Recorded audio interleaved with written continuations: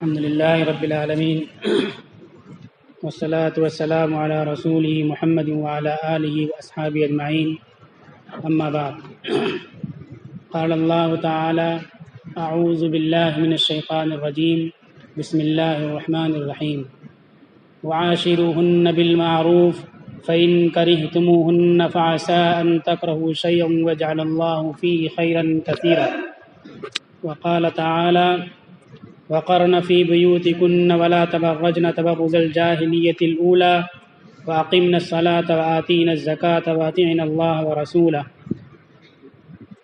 وقال رسول الله صلى الله عليه وسلم خيركم خيركم لأهلي صدق الله العظيم وصدق رسوله النبي الكريم اما بعد ایک مرتبہ درود شریف پڑھ لیں اللہم صلی علی محمد النبی الامی وعلی آلہ وسلم تسلیما۔ معزز سامعین، محترم حضرات، یہ پروگرام جس تنظیم کی طرف سے ہو رہا ہے اس تنظیم کی بہت ہی زیادہ اور اہم بنیادی خدمات ہیں جو پوری ملت کی ذمہ داری ہے، مسلمانوں کے مسلم قوم میں ایک ایک فرد کی جو ذمہ داری ہے۔ تو عام طور پر غفلت ہے، فرض کفایہ کے طور پر اور کفارہ کے طور پر یہ جماعت خدمت انجام دے رہی ہے۔ تقریباً 1 سال سے شریف بھائی کی طرف سے یہ کوشش تھی کہ یہاں ہم لوگ آئیں اور کچھ آپ لوگوں کے سامنے مذاکرہ کریں اور کوئی بات چیت ہو جائے۔ ہمارا پروگرام کا شیڈول بالکل بندھا رہتا ہے، میں شہر میں بھی لوگوں سے نہیں مل پاتا ہوں اور پروگرام میں آنے جانے کے بھی نظام رہتا ہے میرا، تو ترتیب نہیں بن پا رہی تھی، لیکن ہم نے مولانا مبارک صاحب سے کہا کہ اتنی کوشش کے ساتھ وہ مطالبہ کرتے ہیں تو ہم لوگوں کو چلنا چاہیے اپنے کام کو آگے پیچھے کرتے۔ انسان کا جسم ہے، ہاتھ پیر یہ سب گوشت ہڈی خون سے بنے ہیں، لیکن جسم میں چھوٹا سا گوشت کا لوتھڑا دل ہے، وہ جب تک دھڑکتا رہتا ہے تو انسان کے جسم اعضاء کام کرتے رہتے ہیں۔ اسی طرح اللہ کی طرف سے کچھ بندے ہوتے ہیں قوموں کے اندر، بستی اور آبادی کے اندر، جو دھڑکتے رہتے ہیں، تڑپتے رہتے ہیں۔ ان کی دھڑکن، ان کی تڑپ، ان کی کوشش تحریکوں کو زندہ رکھتی ہے اور مومنٹ کو آگے بڑھاتی رہتی ہے اور اہداف کو حاصل کرنے میں مددگار بنتی ہے۔ اللہ کی طرف سے کچھ لوگ چنے جاتے ہیں، جس طرح سے یہ شریف بھائی کوششیں کرتے ہیں، میں انہیں مبارکباد دیتا ہوں۔ ان کی طلب اور خواہش اور طلب کی بنیاد پر یہاں آ گیا۔ موضوع جو تھا خواتین کے تعلق سے تھا، مضبوط خاندان مضبوط سماج، یہ عنوان تھا اس پروگرام کا۔ اب مضبوط خاندان کیسے بنتا ہے اور پھر خاندان کے بعد سماج کے اندر مضبوطی کیسے آتی ہے، یہ سب باتیں تھیں۔ تو بنیادی طور پر سماج کے اندر، گھر سے سماج کے اندر جو مضبوطی آتی ہے وہ عورتوں کے ذریعے سے آتی ہے۔ یہ مجھے جان کر بہت خوشی ہوئی تھی کہ خواتین کی بڑی تعداد رہے گی، لیکن کسی وجہ سے پروگرام اپنے اصل مقام پر نہیں ہو پایا، اس جگہ ہوا۔ تو جس طرح سے سامعین ہوتے ہیں اسی لحاظ سے اپنے موضوع میں کچھ تبدیلی کرنی پڑتی ہے، بالکل مجھے سوچنے کے بھی موقع نہیں ملتا ہے، اتنا اکیڈمک ورک میں بیزی رہتا ہوں۔ لیکن بہرحال ہم شریف بھائی کی حوصلہ افزائی کرنے کے لیے اور اپنی خوشی کا اظہار کرنے کے لیے آپ لوگوں کے لیے کچھ باتیں رکھیں گے آپ کے سامنے۔ سب سے پہلے مولانا اکرم صاحب نے بہت اچھی باتیں آپ کے سامنے رکھی سماج کو مضبوطی دینے کے لیے۔ پھر مولانا مبارک فلاحی صاحب نے، ہمارے بڑے بزرگ ہیں، انہوں نے مضبوط کی جو ڈیفینیشن اور پریبھاشا آپ کے سامنے پیش کی، پوری طرح سے باتیں کھل کر کے سامنے آ گئیں۔ مضبوط طاقتور نہیں بلکہ مربوط، بندھا ہوا، جڑا ہوا، ایک دوسرے سے لپٹا ہوا، یہ معنی ہوتا ہے۔ یہ چیز کہ پورا سماج بندھا ہو، آپس میں مربوط ہو، آپس میں جڑا ہو، اس وقت تک نہیں ہو سکتا جب تک گھر میں آپ اپنے گھر میں چہار دیواری میں اپنی بیوی بچوں سے، بیٹی بیٹے سے، باپ سے، ماں سے نہ مربوط ہو اور نہ جڑے ہوئے ہوں۔ جب تک گھر میں نہیں جڑیں گے باہر سماج میں اور سماج کو نہیں جوڑ سکتے ہیں، نہ باندھ سکتے ہیں۔ یہ مضبوط کا ڈیفینیشن ہوا۔ مضبوط سے ہمارا دماغ طاقت کی طرف جاتا ہے، طاقت ضروری نہیں ہے۔ چیونٹی مربوط ہوتی ہے تو وہ اپنی خوراک کو اپنے مکان، اپنے گھر میں اکٹھا کر لیتی ہے۔ کمزور مخلوق ہے لیکن طاقتور ہے تو گزرنے والی فوج کے بارے میں اطلاع دے دیتی ہے اور اپنی پوری قوم کو فوج کے پیروں میں کی تلے روندی جانے سے بچا لیتی ہے، وہ مربوط ہوتی ہے۔ تو یہ مربوط کرنا ہے پورے سماج کو، پورے معاشرے کو۔ سماج کو مربوط کرنے کے لیے گھر کو مربوط کرنا ضروری ہے۔ اب جو میں سوچ رہا تھا وہ بولنے سے پہلے ہم جو سامنے ہمارے مخاطب اس تعلق سے میں باتیں کروں گا۔ گھر کے اندر مضبوطی لانے کے لیے، گھر کو جوڑنے کے لیے، دلوں کی کھٹاس اور رنجشیں ختم کرنے کے لیے شریعت نے کیا کیا ہدایتیں دی ہیں، اور ہمارا اپنی زندگی کا جائزہ لیں کہ ہم اپنی شریعت کی بنیادوں سے کتنا دور، بیس سے کتنا دور چلے گئے ہیں۔ مثلا مولانا نے حدیث تلاوت کی تھی اور ایک مثال بھی دی تھی کہ عورت اس گھر کے لیے پوری دنیا کو چھوڑ کر کے آئی ہے، اور ہم اپنے گھر میں اس کو اپنائیت کا احساس نہ کرا سکیں تو ہمارا گھر کیسے جڑے گا؟ پوری دنیا کو، اپنے باپ کو، اپنی ماں کو، اپنی بہن کو، اپنی سہیلیوں کو، اپنی گلیوں کو، جہاں اس کی بچپن کے لمحات گزرے تھے، حسین لمحات گزرے تھے، سب کچھ قربان کر کے آ گئی آپ کے گھر میں، اور آپ اس کو نوکرانی بنا کر کے رکھتے تو اس کا دل کیسے جڑے گا؟ سماج اور گھر کیسے مربوط ہوگا؟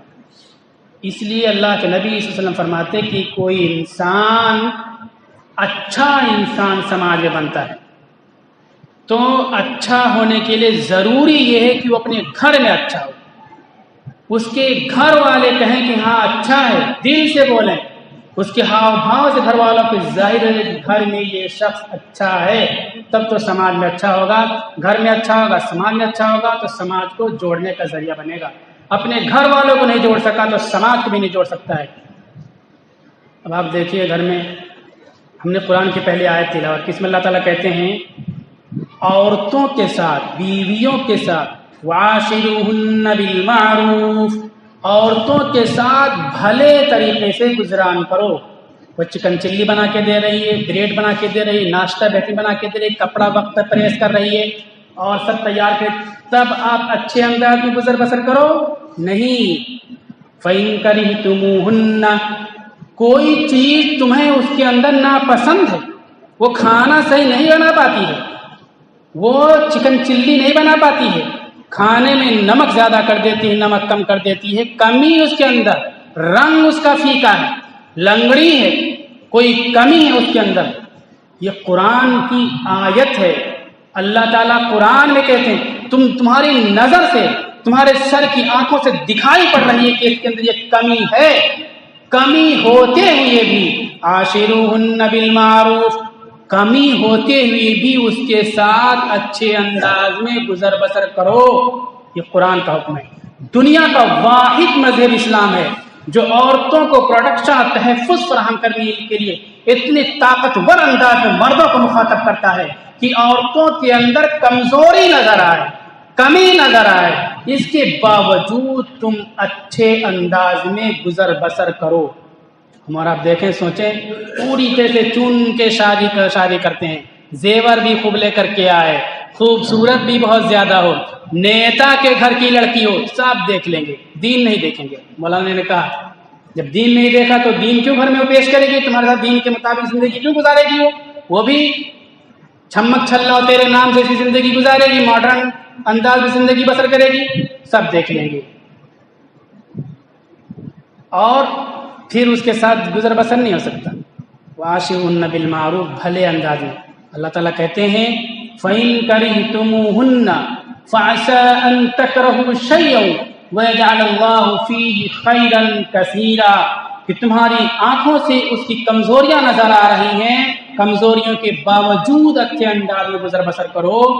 ایسا ہو سکتا ہے کہ تمہاری نظر اس کی کمزوریوں پر ہو، لیکن اللہ تعالیٰ نے اس کے اندر بہت ساری بھلائیاں رکھ دی ہوں، ان بھلائیوں کو تم کو علم نہ ہو، اطمینان دلایا، غیبی نظام پر یقین دلایا کہ غیبی نظام کے ساتھ اللہ تعالیٰ کی نصرت، اللہ تعالیٰ کی مدد تمہارے ساتھ آئے گی اگر تم عورتوں کی کمزوریوں کے باوجود ان کے ساتھ بھلائی کے ساتھ، نرمی کے ساتھ، محبت کے ساتھ زندگی گزارو گے تو کمزوریاں نظر آئیں پھر بھی ان کے ساتھ اچھے انداز میں گزارن کرو تو گھر جڑے گا، سماج جڑے گا۔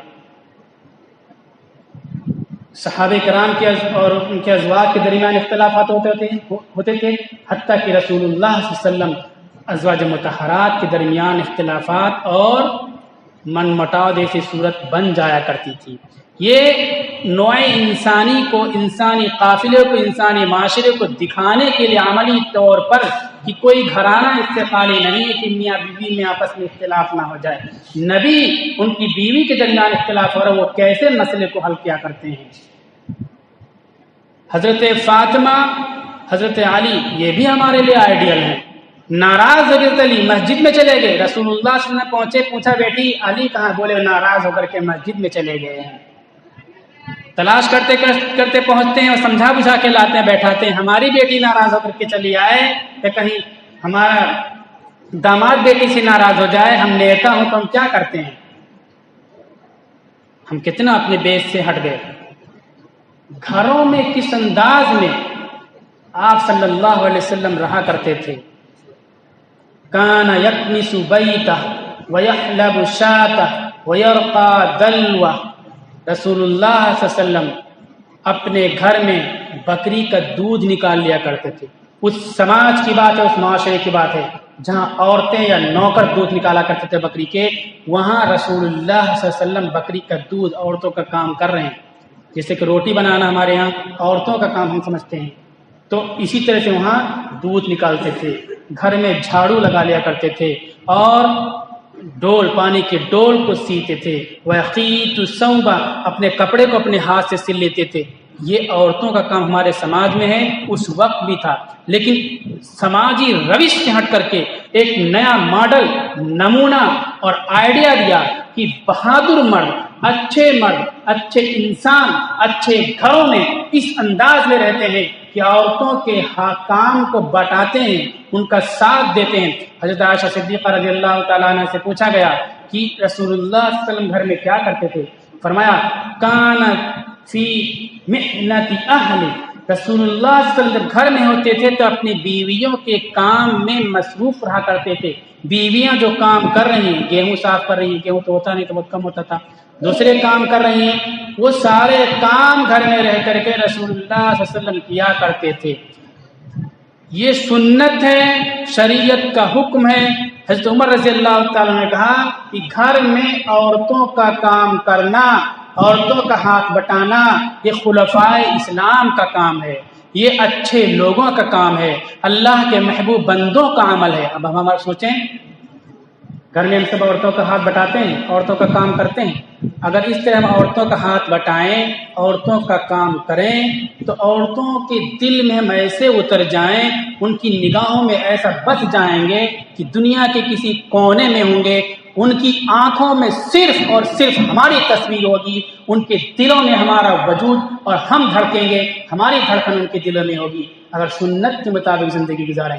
کوئی ایسا کر رہا ہے تو بہت سے ناسمجھ نادان کہتے کہ بے جورو کا غلام ہے۔ انتہائی درجہ کی بیوقوفی اور حماقت اور نادانی والی بات ہے۔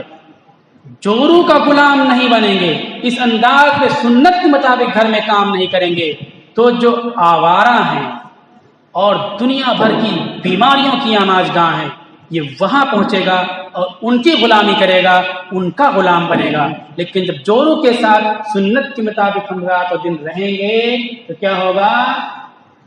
تمام فتنوں سے بچیں گے اور گھر میں چین و سکون آئے گا۔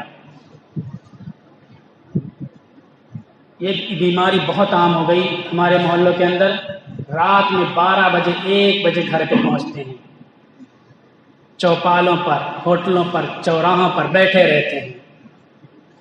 سیاح کی روایت ہے ترمذی کی، رسول اللہ صلی اللہ علیہ وسلم نے فرمایا کہ خبردار تم لوگ دیر سے گھر پہ رات میں مت جایا کرو، جلدی جایا کرو، عشاء کے بعد زیادہ دیر مت کیا کرو۔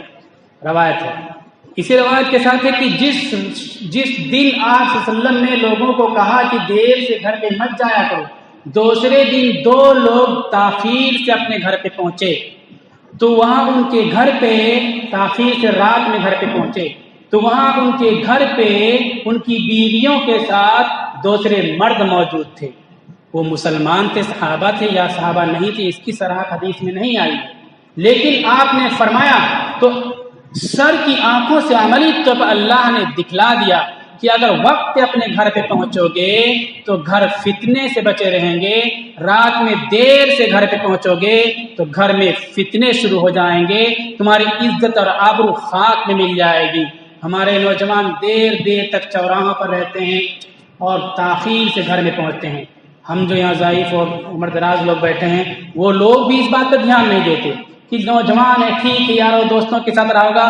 نوجوان ہونے سے پہلے آپ کا لڑکا ہے، آپ اس کے باپ ہو، آپ کی ذمہ داری ہے کہ آقا مدنی علیہ الصلوۃ والسلام نے جو کہا تھا کہ شام کو رات میں جلد سے جلد نوجوان اپنے گھروں پر بیویوں کے پاس پہنچ جایا کریں، دیر نہ کیا کریں، دیر سے جانے سے منع فرمایا، اور دوسرے دن اللہ نے دکھا دیا کہ جب دیر سے جائیں گے تو گھروں میں یہ فتنے پہلے سے موجود ہوں گے۔ منع کریں، نوجوان بھی اپنے آپ کو مضبوط کریں اور ہم بھی منع کریں، رات میں 1 بجے جائیں گے اور صبح 10 بجے اٹھیں گے۔ اکثر پروگراموں میں بہت مرتبہ فجر سے پہلے نکلتا ہوں، مسلمانوں کے گاؤں بھی ملتے ہیں اور دوسرے طبقے کے گاؤں ملتے ہیں، آپ لوگ بھی جا کے کبھی دیکھ لیجئے، کل صبح ہی کہیں جا کے دیکھ لیجئے آپ، دوسرے طبقے کے نوجوان فجر کے وقت سڑکوں پر کھیتوں میں ایکسرسائز کرتے ہوئے ملتے ہیں، ہمارے نوجوان کہیں بھی نظر نہیں آتے، حتیٰ کہ ہم نے دوسرے طبقے کی لڑکیوں کو بھی دیکھا، 18 سال 20 سال 22 سال 15 سال، وہ بھی ایکسرسائز کرتی ہی مجھے گروپ کی شکل میں نظر آئیں اور نظر آتی ہیں۔ ہمارے نوجوان یہ بھول ہی گئے روزی میں فراخی اور وسعت اور برکت فجر میں جاگنے سے ہوتی ہے، فجر کے بعد سونے سے روزی کی برکت اٹھ جاتی، حدیث ہے۔ ہم بے روزگاری کی شکایت کرتے ہیں، مالی مشکلات کی شکایت کرتے ہیں، جب روزی آنے والی تو سو رہے ہوتے ہیں، اور جب سونے کا ٹائم ہوتا ہے اور ٹہلنا گھومنا منع ہوتا ہے، گناہ ہوتا ہے، قصہ کہانی بیٹھ کر کے باتیں کرنا گناہ حدیث میں ممانعت، اس وقت ہم چوراہوں پر بیٹھے ہوتے ہیں، تو ہمارے گھروں میں خوشی کیسے آئے گی؟ آیت میں کہا گیا کہ عیب ہو کمی ہو اس کے باوجود اچھے انداز میں گزر بسر کرو، رسول اللہ نے فرمایا کہ انسان سب سے اچھا وہ ہے جو اپنے گھر میں اپنے بیوی بچوں کے ساتھ اچھا ہو، اگر اپنے گھر میں بیوی بچوں کے ساتھ اچھا نہیں ہے تو باہر سماج میں بھی وقتی طور پر لوگوں کے ساتھ اچھا رہے گا، ورنہ حقیقت ہے کہ وہ انسان اچھا نہیں ہے، کبھی بھی رشتے توڑ سکتا ہے، تعلقات خراب کر سکتا ہے اور سماج کے لیے مصیبت بن سکتا ہے۔ ہم لوگ اپنی بیویوں کے ساتھ درگزر اور معافی کا معاملہ کیسے کرتے ہیں؟ آپ صلی اللہ علیہ وسلم کی سیرت اور سنت دیکھیے، کبھی بھی آپ صلی اللہ علیہ وسلم نے اپنی بیویوں کو مارا نہیں، حتیٰ کہ واقعہ عفق بہت مشہور واقعہ ہے، تہمت لگی حضرت عائشہ صدیقہ رضی اللہ تعالیٰ عنہ پر، کسی پر بلا وجہ فرضی تہمت لگ جائے تو وہ بات چلتی رہتی اور اس آدمی کو علم نہیں ہوتا، لیکن کسی پر سچ تہمت لگے، کسی نے گناہ کیا تو اس کا کان پہلے سے کھڑا رہتا ہے، اس کو پتہ چل جاتا ہے کہ کہیں بات چلنے لگا، وہ انکوائری کرتا رہتا ہے۔ تو حضرت عائشہ صدیقہ رضی اللہ تعالیٰ عنہ پر فرضی تہمت لگایا، 1 مہینے تک بات چلتی، پورے مدینہ کے اندر کوہرام مچاتا، صحابہ کرام رو رہے ہیں، غم زدہ ہیں سب لوگ، حضرت عائشہ کو پتہ ہی نہیں، ایک دن پتہ چل گیا تو بہت رونا دھونا کیا۔ طریقہ ہے کہ ایسے کوئی حالات آ جائیں انسان سو جائے، غم کے وقت اس کا غم غلط ہو جاتا ہے، غم کم ہو جاتا ہے، یا جگہ بدل کے دوسری جگہ چلا جائے تو غم کم ہو جاتا ہے۔ رسول اللہ صلی اللہ علیہ وسلم نے کہا کہ تم اپنے امی ابو کے یہاں چلی جاؤ، اور انہوں نے اجازت مانگی، چلی گئی، پھر واپس آئی، بات چیت ہوئی، ہم اور آپ کیا کرتے؟ ایسے تہمت لگتی، کئی لوگ بولنے والے تھے بات، ہم لوگ کیا کرتے؟ سوچیں اپنے آپ کو، ہم سنت سے کتنے دور چلے گئے؟ ہم کو پتہ چل جائے فون سے ہماری بیوی کہیں بات کر کے شک ہو جائے تو اس شک کی بنیاد پر کیا کیا معاملہ کر دیتے ہیں، کیا کیا باتیں کہہ دیتے ہیں، سسر ساس سارے رشتہ ناتوں کے دلوں کو پھاڑ دینے والی باتیں کہہ دیتے ہیں۔ اور آپ صلی اللہ علیہ وسلم کتنا غیرت مند تھے، کیسے غیرت مند خاندان کے تھے، قریش تھے، عرب تھے، عرب میں قریش تھے، قریش میں ہاشم تھے، بنو ہاشم سے تھے، اس میں ابو طالب سے تھے، اتنے غیرت مند، لیکن یہ غیرت جو جس خاندانی دیوتا اور بت بیٹھا اس کے خلاف غیرت تھی. ایک نمونہ پیش کرنا چاہتے تھے، اللہ تعالیٰ نمونہ پیش کرنا چاہتا تھا. گھر میں ایسی ناخوشگوار باتیں آ جائیں تو شوہر کو کتنا صبر کرنا چاہیے اور کتنا متحمل ہونا چاہیے. آپ صلی اللہ علیہ وسلم نے فرمایا عائشہ تم سے اگر گناہ ہوا ہے تو اللہ تعالیٰ معاف کرنے والا ہے، اگر نہیں ہوا تو بتاؤ تاکہ یہ باتیں چل رہی ہیں اس سے ہم کچھ معاملہ حل کر سکیں. حضرت عائشہ صدیقہ رضی اللہ تعالیٰ نے کہا کہ جس پر بھی تہمت لگتی ہے وہ انکار کرتا ہے، تو میں انکار نہیں کرتی ہوں، اور میں یہ کیوں کہوں کہ میں نے ایسا کیا جب میں نے ایسا کیا نہیں. میں انکار بھی نہیں کرتی ہوں، اقرار بھی نہیں کرتی ہوں. یہ جملہ ایسا ہے کہ عام عرب مزاج کے مطابق شوہر اٹھے گا، تلوار اٹھائے گا، سیدھا گردن اڑا دے گا اپنی بیوی کی کہ تو بتا نہیں رہی کچھ. رسول اللہ صلی اللہ علیہ وسلم نے کچھ بھی نہیں کہا. یہ ہے گھر کو جوڑنے کا معاملہ.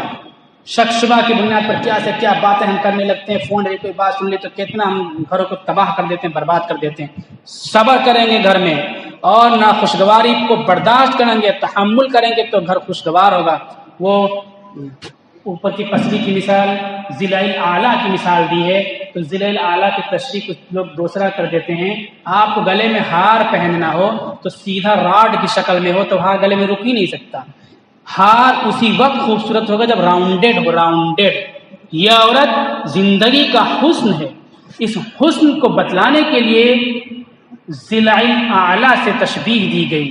اب یہ ذیل اعلیٰ جو ہے، یہ اوپر کی ٹیڑھی پسلی جو ہے ایسے ہی رہے گی، کمی کوتاہی رہے گی. یہ کمی کوتاہی، یہ غلطی، یہ کمزوری اس کا حسن ہے. تمہارے زندگی کی حسن کو دوبارہ کرنے والی چیز ہے.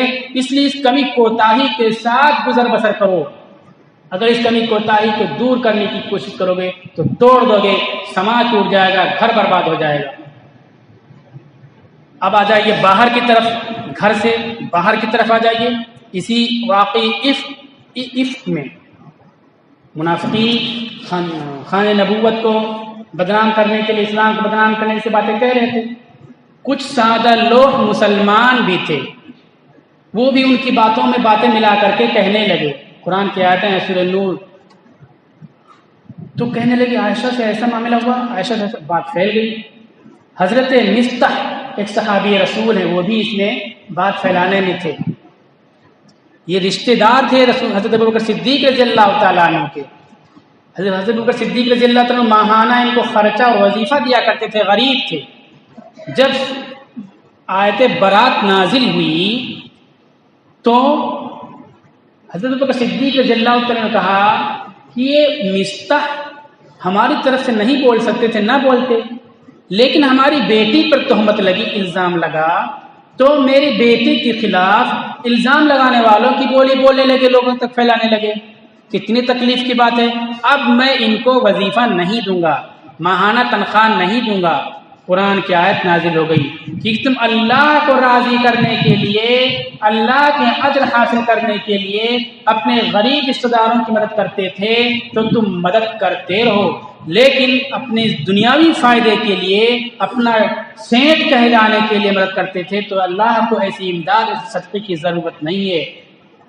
فوراً حضرت ابوبکر صدیق رضی اللہ تعالیٰ نے کہا کہ میں اب ڈبل ان کو وظیفہ دوں گا. تہمت لگی تھی، پورے مدینے میں کوہرام مچا ہوا تھا، طوفان برپا تھا، اپنی بیٹی پر تہمت لگی تھی، عزت ایک بظاہر نیلام ہو رہی تھی. جن کی مدد کر رہے تھے وہ ملوث تھے، لیکن اللہ کے لیے ان کی مدد کو جاری رکھا. ہماری اور آپ کی دیکھو سماج میں کسی سے کوئی ناراضگی ہو جائے، وہ کمزور ہو، ہم طاقت والے ہوں، تو ایک گالی میں ہمارا سینہ ٹھنڈا نہیں ہوتا، ہمارا کلیجہ ٹھنڈا نہیں ہوتا. جیل بھی پہنچا دیں گے، پٹائی بھی کرا دیں گے، گھر کو بھی نقصان پہنچا دیں گے، بال بچوں کو بھی مار دیں گے، پھر بھی سینہ ٹھنڈا نہیں ہوتا ہے. وہاں اتنا بڑا معاملہ ہو گیا، اتنا بڑا معاملہ ہو گیا، ان کا وظیفہ برابر جاری رکھا. اور سماج کو جوڑنے کے لیے دوسرا نمونہ دیکھیے، غزوہ تبوک ہے. غزوہ تبوک 30,000 صحابہ کرام ادھر سے والنٹیئر ہیں، یہ رضاکار، آرمی نہیں ہے، کھیتی بھی کرتے، دکان بھی کرتے ہیں، ضرورت پڑ گئی تو جنگ کے لیے بھی تیار ہو جاتے ہیں. ادھر 3 لاکھ فارس کی فوج ہے ہرقل کے پاس، عرب سے نکل کر کے عجم میں جانا ہے، بہت بڑا غزوہ ہونے والا ہے، سب باہر نکل آئے۔ آپ صلی اللہ علیہ وسلم نے فرمایا جو بیمار ہیں، کمزور ہیں، جو نہیں جا سکتے وہ بھی باہر آ جائیں، دعا ہوگی، دعا میں شریک ہو جائیں، دعا میں سب لوگ کم سے کم شریک ہو جائیں۔ سارے لوگ دعا کے لیے آ گئے۔ آپ نے کہا اب دعا ہوگی، تم لوگ آمین کہنا۔ دعا کون کرائے گا؟ رسول اللہ صلی اللہ علیہ وسلم دعا کرائیں گے۔ آمین کون کہے گا؟ صحابہ کرام آمین کہیں گے۔ کائنات میں ایسی مقدس اور عظیم جماعت آمین کہنے والی نہ پیدا ہوئی ہے نہ کبھی پیدا ہوگی، اتنی مقدس جماعت سامنے موجود ہے۔ آپ کہتے ہیں سنو، اس مجلس میں اگر ایسے لوگ ہیں جن کے دل میں دوسرے کے تعلق سے رنجش ہے تو وہ اٹھ کے چلے جائیں۔ آپ یہاں 8 بولتے ہیں، 8 ہے، رنجش ہے، کینہ ہے، تو اس مجلس سے اٹھ کر کے چلے جائیں، کیونکہ ہم دعا کرائیں گے، یہ آمین کہیں گے تو جو رنجش والے فرد یہاں موجود ہیں ان کی رنجش کی وجہ سے، ان کی آٹ اور کینے کی وجہ سے ہو سکتا ہے کہ ہماری دعا قبول نہ ہو۔ کون دعا کرائے گا؟ رسول اللہ دعا کرائیں گے۔ آمین کون کہے گا؟ روئے زمین کی سب سے مقدس جماعت صحابہ کرام آمین کہیں گے۔ لیکن یہ دعا اور یہ آمین، اس دعا اس آمین کی قبولیت کو کیا چیز روک دے گی؟